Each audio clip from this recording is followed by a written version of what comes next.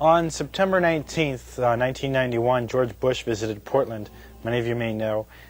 Flying Focus Video Collective went out and broadcast live from the protest site.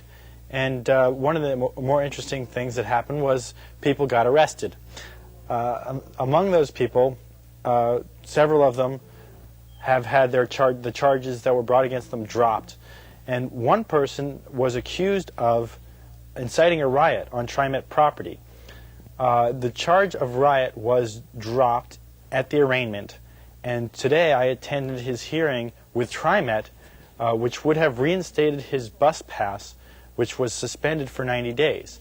Now, one interesting thing to note here already is that his bus pass was suspended before he was convicted of anything. Therefore, under TriMet rules, you are guilty until proven innocent. Then, as the hearing began, they told him that the original charge of inciting a riot on TriMet property was dropped, but they were going to charge him instead with illegal deboarding a train. And therefore, his pass was suspended for 30 days. Right now it is October the 8th, and his pass has already been suspended for 19 days.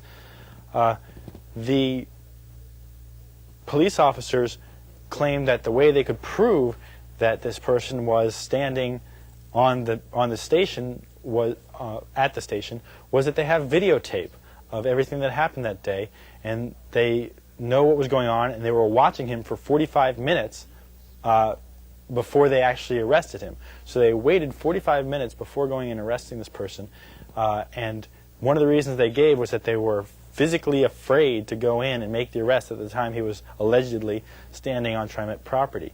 Although what they eventually charged him with, remember, was inciting a riot and not standing on TriMet property. So the videotape in question brought up a statement from one of the police officers, which I want everybody out there in TV land to take to heart, because I thought that most people here on the left were paranoid about these sorts of things being real. But these things are real. The police said that they had been watching videotapes last week for 6 hours, videotapes of what went on in that protest, and they said that they have been making arrests for 3 days since then, and they're still making arrests now.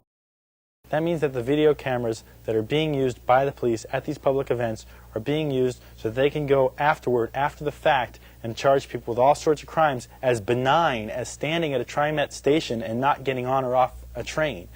So beware, and get your camcorder and get out there and make sure that the police don't get away with doing anything seemingly benign either. That's my message to everybody today. Thank you very much.